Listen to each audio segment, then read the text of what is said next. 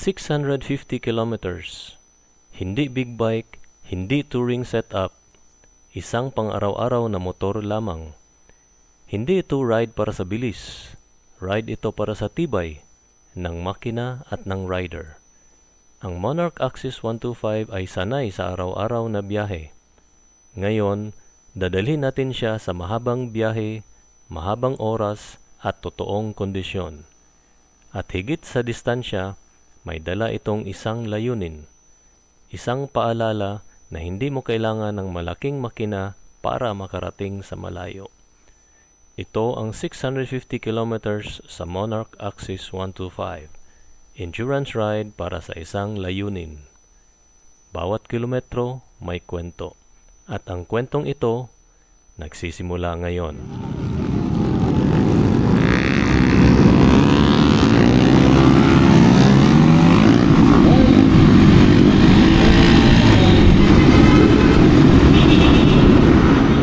Ang ruta natin ay mula sa Cagayan de Oro City, then El Salvador City, Iligan City, Tubod Lanao del Norte, tapos tatawid ng Pangil Bay Bridge, then Osamis City, Oroquieta City, Rizal Zamboanga del Norte, Dapitan City, Dipolog City, Josefina Zamboanga del Sur, Tanggob City, tatawid uli sa Pangil Bay Bridge at balik sa Iligan City at Cagayan de Oro City.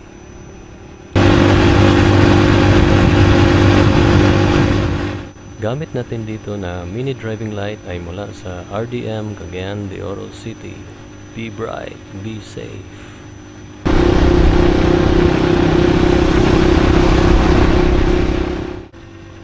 Maluwag at tahimik ang daan habang papasok ang umaga. Presko ang hangin at may banayad na liwanag na unti-unting lumalabas bago pa tuluyang sumikat ang araw. Maaga akong bumiyahe, dala ang isang malinaw na layunin. Kasama ko ang tibay ng ating Axis 125. Sa bawat ikot ng gulong at tunog ng makina na parang sinasabing, kayanin natin. Alam kong malayo pa ang pupuntahan, pero buo ang loob ko at sigurado ako sa tinatahak kong daan. Hindi lang ito biyahe para sa sarili ko. Teka, may baka sa gitna.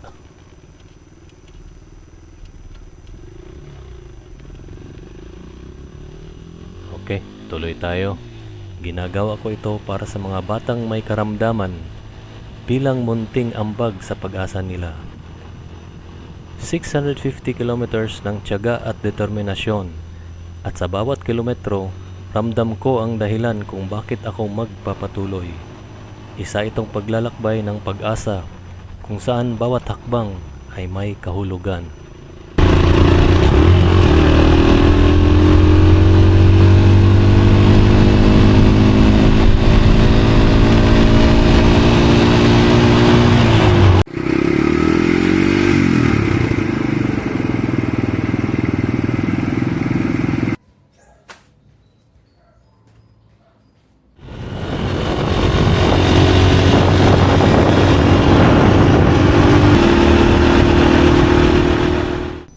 Straight na tayong nagbiyahe at okay pa naman ang wetpacks dahil ang upuan ng Monarch Axis 125 ay malambot.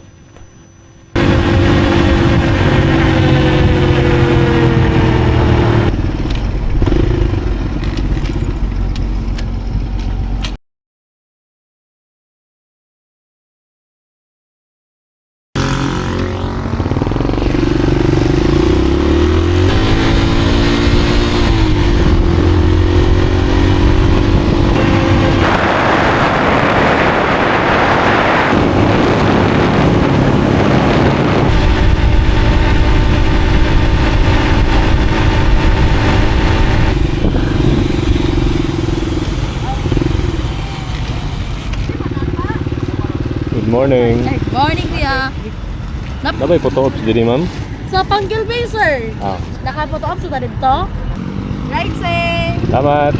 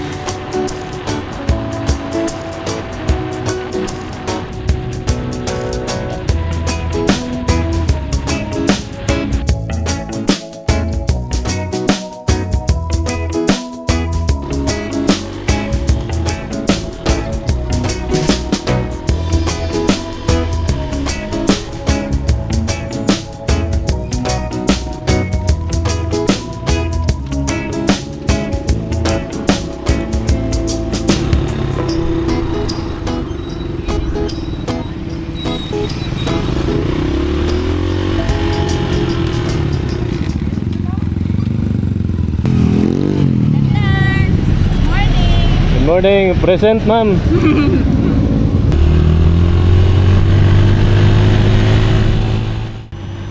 Mula dito sa Municipality of Rizal, Zamboanga del Norte hanggang Dapitan City ay maraming mga curves. Sarap mag-banking. Pero chill lang tayo. Stock tires ang gamit natin at hindi ito design para banking-banking. At medyo mataas din ang center of gravity ng Axis 125. Kaya chill ride lang.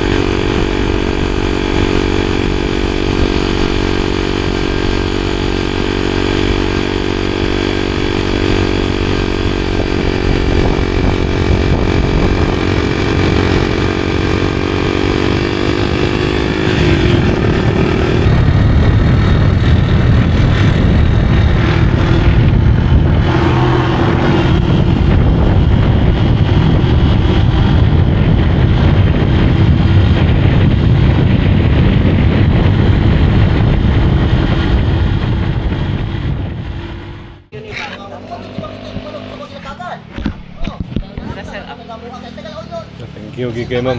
Kalibre ko.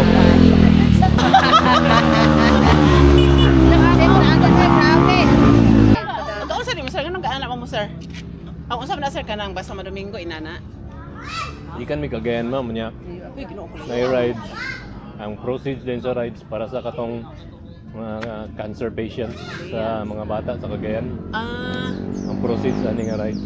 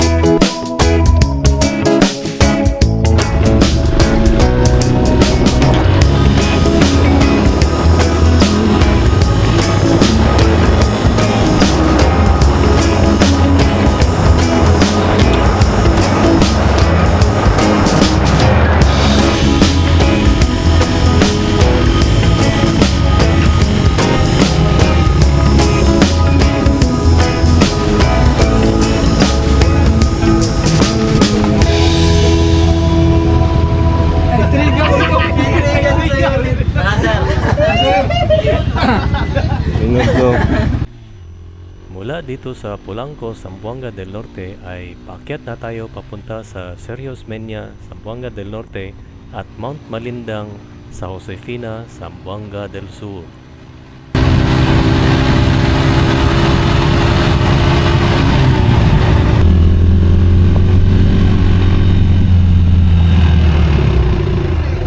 Hapon.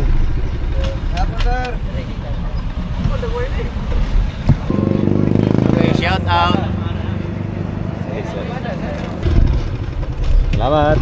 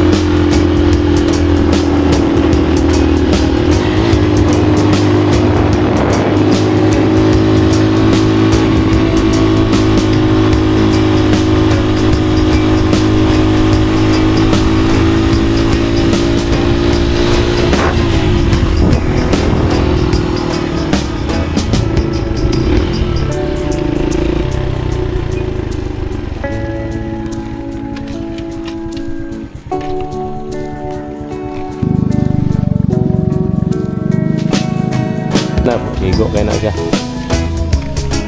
Wow.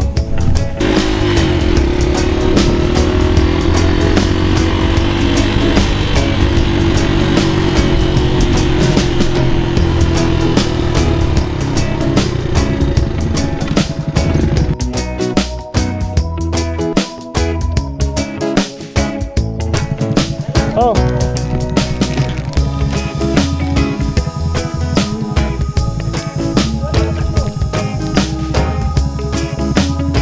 Tunga mo ha.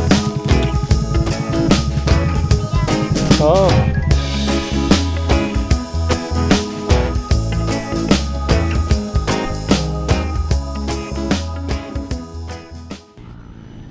Mahaba ang daan at parang walang katapusan.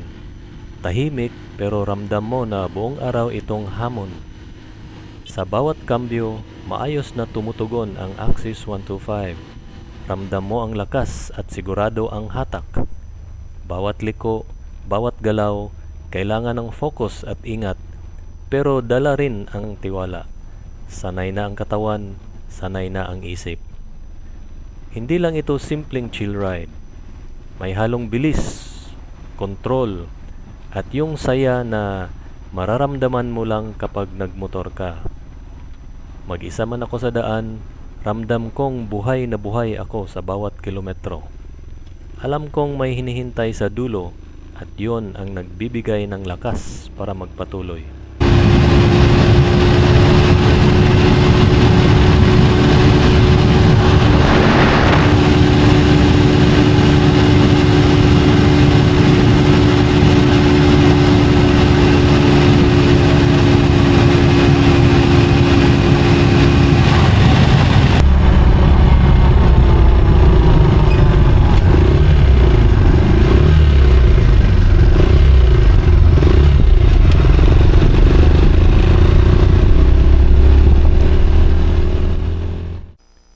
Siguro may mensahe kung bakit tayo pinadaan sa tulay na ito.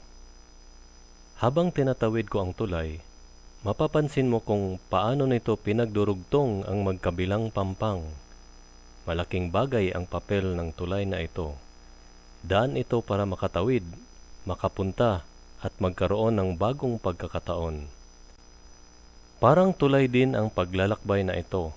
Hindi lang ito tungkol sa pag-ride, kundi tungkol sa pagdadala ng pag-asa para sa mga batang naghihintay ng mas magandang bukas.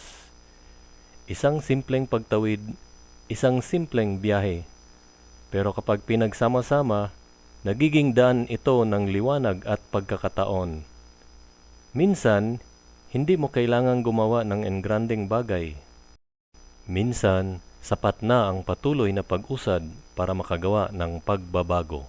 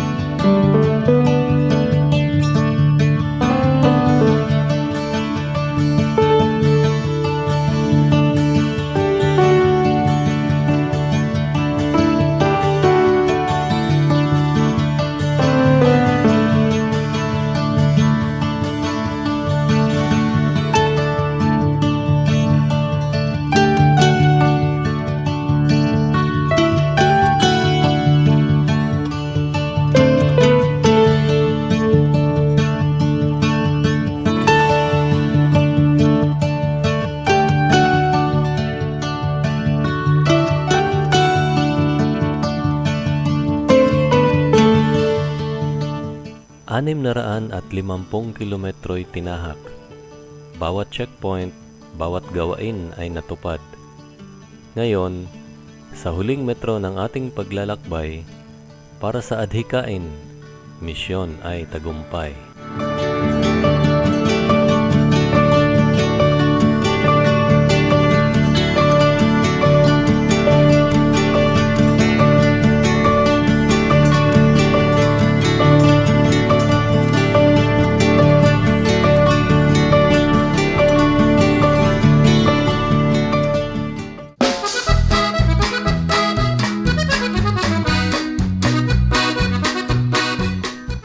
Ito ang performance ng ating Monarch Axis 125 sa 650 kilometers endurance ride. Number 1. Maganda sa long ride ang stock sprockets at chain size na gamit natin.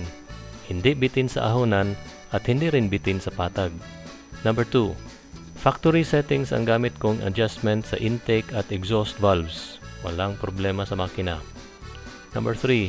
Sa front suspension, mas gusto ko ang pag-absorb ng impact kahit 150 ml lang na fork oil ang inilagay natin kaysa stock na 200 ml. Hindi naman tumukod ang front shocks kahit may mga lubak-lubak na hindi naiiwasan. Number 4. Walang tagas ang fork oil seal kahit buong araw na bugbog ang front suspension. Number 5. Ang rear suspension naman ay hindi matagtag kung ikumpara sa legendary na motor. Pero mas maganda ang bounce kung may OBR. Sana all. Number 6. Sa bagong ball race bearing na inilagay natin, walang problema. Number 7. Reliable ang front disc brake ng Axis 125. Basta regular lang ang paglinis. Number 8. Sa bagong rear brake panel, walang problema. Kumakapit ang rear brake. Pero mas maganda pa rin kung disc brake din sa likod. Number 9. Malambot talaga ang upuan ng Axis 125. Hindi sumakit ang wet packs ko kahit 16 hours ang biyahe. Siyempre, kasama na ang mga pahinga. Number 10. Fuel consumption. Ito ang hindi ko nakwenta. Gagawa na lang ako ng video update sa fuel consumption nito ngayon after 20,000 plus kilometers na gamit. Number 11. Sufficient ang stock headlight ng Monarch Axis 125 sa gabi. Nagpakabit lang ako ng MDL para dagdag liwanag kahit hindi na kailangan. At ang pinakarason ay para meron akong backup lights in case mag-trouble ang headlight. And lastly, Kahit hindi perpekto ang Monarch Axis 125, ito ay pruweba na hindi kailangan ng malaking makina o mabilis na motor para malayo ang marating. Kung may mga tanong kayo, pakilagay na lang sa comment section. Maraming salamat at umabot ka hanggang dito. Pinatunayan ng Monarch Axis 125 na ito ay sapat, praktikal at maaasahan. Kung nakatulong ang ride at video na to sa iyo, mag-like, mag-subscribe at i-share mo to para mas marami pang ma-inspire. Next long ride natin, Mindanao Perimeter Ride. Abangan! Maraming salamat sa suporta. Hanggang sa susunod, ride safe at tandaan, ang tunay na rider ay laging handa.